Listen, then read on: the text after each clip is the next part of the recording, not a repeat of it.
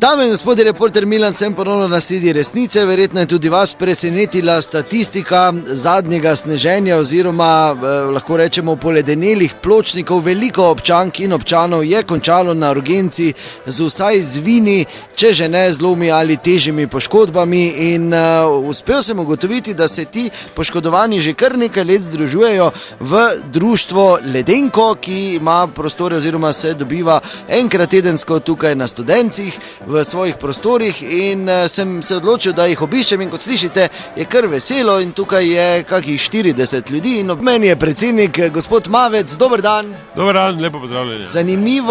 Zanimivo društvo, ni seveda, da to obstaja. Ja, seveda obstaja, morate vedeti, da mi imamo, danes nas je tu približno, vidite, med 30-40, več pa članov je preko 200.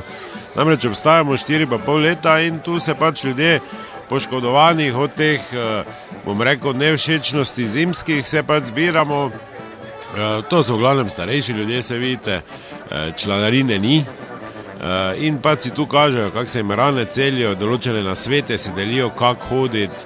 In tako, mislim, mi probamo pač, da bi bili ti pogoji za hojo po pločniku čim boljši po zimi.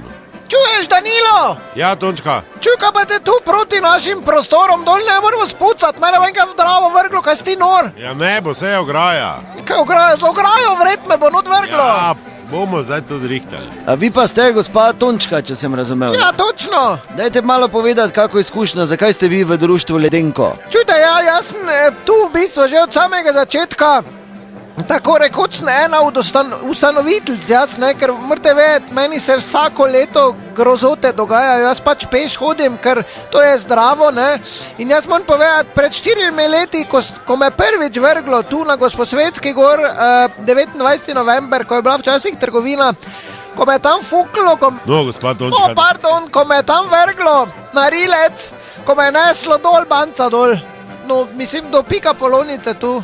Ja, grozno, Tončka, res. Čujte, drugo leto pa sem malo bolj pazljiva bila, samo vseeno mi ni uspelo, šla sem po mestu tu na 10. oktobra v mestu, pa sem zavila na Gosposko.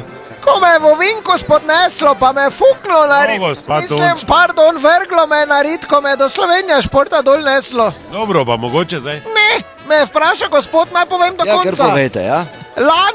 Lani pa samo tako povedala, spomnim se, tu sem šla k zdravniku na Lavričevega imam, spomnim se samo začetka strme in ko me je naenkrat... Gospa Tončka.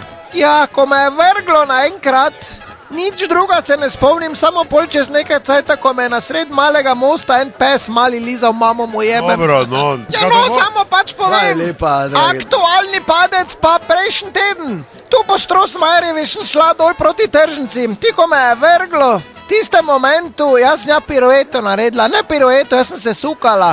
Ne sukala, jaz sem salto nazaj naredila. Kako ste pa to vedeli, Tončka? Ker sem z delčkom oke videla tu desno sex shop, pa kak se okrog tega velikega tiča vrtim. Dobro, zdaj pa dovolj, gospa Tončka. Ja, no tiče, kaj Danilo, ti ga nimaš. Hvala lepa, do naslednjič se pa zabite, resnica ni plenica, pa vendar marsikomu smrdi.